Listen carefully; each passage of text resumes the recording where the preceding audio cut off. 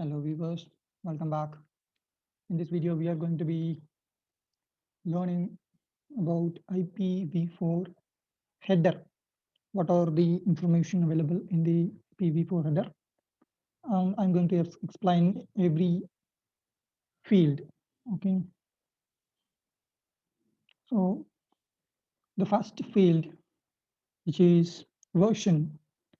So the size of the IPv4 header can be 20 to 60. Okay, so the range is 20 to 60. So 20 is fixed. Okay, 20 byte is fixed, header size is 20 bytes, and options is 40. So total maximum 60 bytes, and 20 byte is fixed. So let's see the header version, which is 4 bits. The header size is 4 bits. Okay, sorry, version is 4 bits. Here you can see 1, 2, 3, 4. 4-bit defines the version. Let me show you.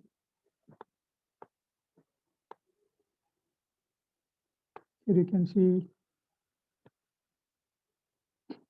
the version. Okay, here you can see the version, it's IPv4. Okay, then the header length, which is also 4 bits. Here you can see the header length, which is 4 bits, 0101, and the version 0100. So 4 bits, here also 4 bits. So header length is 20 bytes. So there is no option available in the packet. Then differentiated services, which means type of service. We call it type of service. Let's see what are the information available in this. Differentiated service code point. So the default value is 0, 0. Okay, so it is your 8-bit field. Okay, so first 6 bits are for differentiated service code point. Is for prioritization. So to prioritize traffic.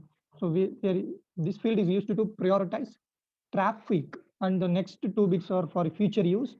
Is for used for explicit congestion notification. These 2 bits for future use, and the first 6 bits are differentiated service code point. By default, all zeros. But if you want to prioritize traffic, we can use different values. Okay. So for example, if you want to prioritize TCP packets, you can define the value. Okay. So for classes, different classes, we will see that in a different video, because it is an interesting topic and we have to talk a lot about this. Okay.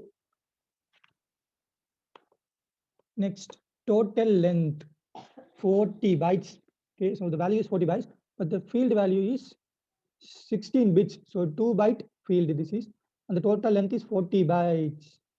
So which means 20 byte of header and 20 byte data. So total length minus header. So 40 minus 20. So the payload is 20 bytes. 20 bytes.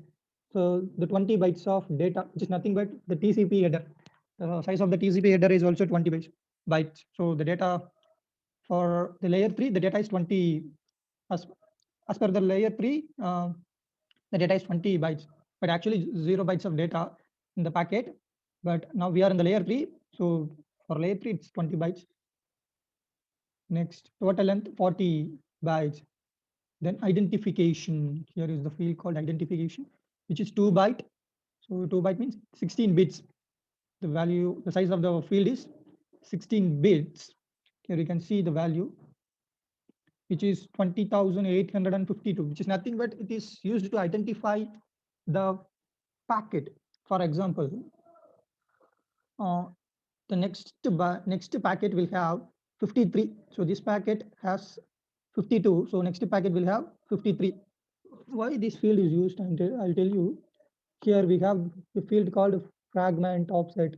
So if this packet has to be fragmented, so the identification field is used to identify the fragments belong to the same packet. So the fragment set. So for example, this packet is fragmented into 3 fragments. Okay. So, but the fragment offset field will be different for each packet, but the identification field will be same. Okay, so by using the identification field, the receiver can identify that these fragments, the three fragments belong to the same packet. Okay, same datagram. So this is why the identification field is used. Then don't fragment. The flags we have don't fragment and a more fragment. Let me show you. Reserved bit, don't fragment and M fragment.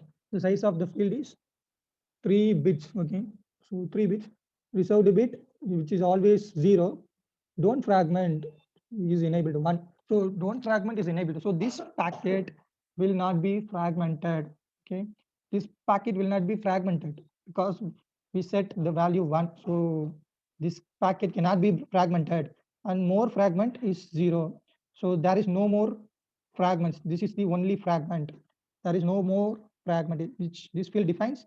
If this value is set 1 means there is another fragment is following. So there is no fragment belong to this packet. There is only one packet, and this packet cannot be fragmented. So don't fragment is set 1. So this packet cannot be fragmented. Only if this field is set 0, then only this packet is can be fragmented. Then fragment offset. Now this field is used to identify the fragments. So fragment offset used to identify the fragments. For example, 0 means first fragment. Then so it is used to identify the first fragment, last fragment, and intermediate fragments to reassemble the fragments. So to reassemble the fragments, the fragment offset field is used. Then TTL, as you see here, the fragment offset field is 13-bit. You can see 8, 9, 10, 11, 12, 13. So 13-bit field in the fragment offset field is. Then TTL, which is 128. By default, for Windows 128, but it can be 0 to 255. The range is 0 to 255, but by default, Windows have 128 and Linux 64. So this is an 8-bit field.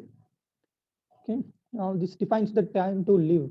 So this packet can go travel up to 128 hops.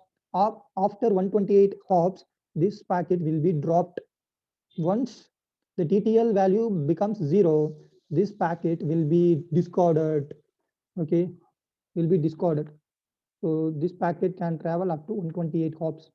Next protocol, next header, which is a protocol 6. 6 means protocol 6 TCP, protocol 17 UDP. So here it is 6. So 6 means next header is TCP. This 8-bit field defines the next header. Next header checksum.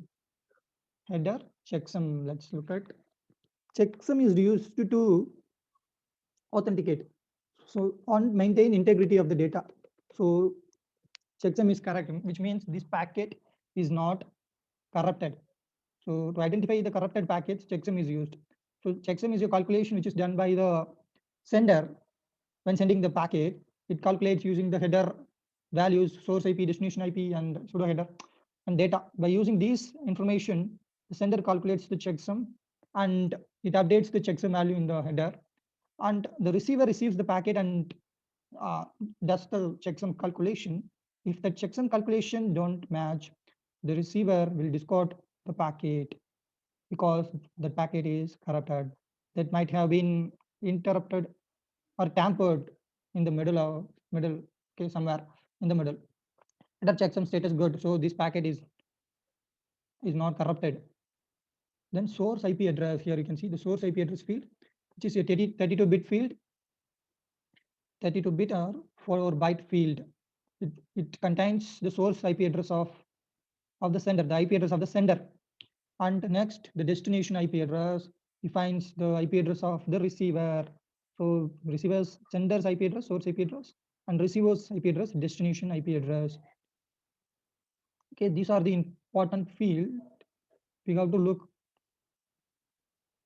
in the IPv4 header. So version, header length, differentiated service, total length, identification used to identify the package. It's like a sequence number. Okay, so if this packet has the sequence number of 52 means the next packet will have a sequence number of 53. So by using this, replay attacks are avoided. Okay, so by using identification, replay attacks and some other attacks are avoided. Okay, so to avoid attacks, identification field is used. Then flags for fragmentation. Fragmentation is done if the MTU of the interface is below than the packet size. For example, now our packet contains 1400 bytes of data, but the upcoming port, the MTU of the port is 1000 bytes. So this packet has to be fragmented in order to traverse the port, traverse the link. So the router does the fragmentation. If the D flag is set 0 only, if the D flag is set 1 means this packet will not be fragmented and the router will drop the packet. So these are the information. Protocol 6 means TCP, 17 means UDP, ETL, the hop limit, and checksum for integrity, then source IP and destination IP address. So here there is no field called payload. So to find the payload, total length minus header length. So we can find the payload. If we want to find the options, how much option we have. So header length minus 20. So for example, the field value is 30. Let's say 30. So to find the option field value, we can 20 minus 30 minus 20 is equal to 10. So 10 bytes of option field. This is how we can calculate options. Okay, option field size. So these are the important things in the IPv4 header. Okay, thanks for watching the video and bye bye. See you then.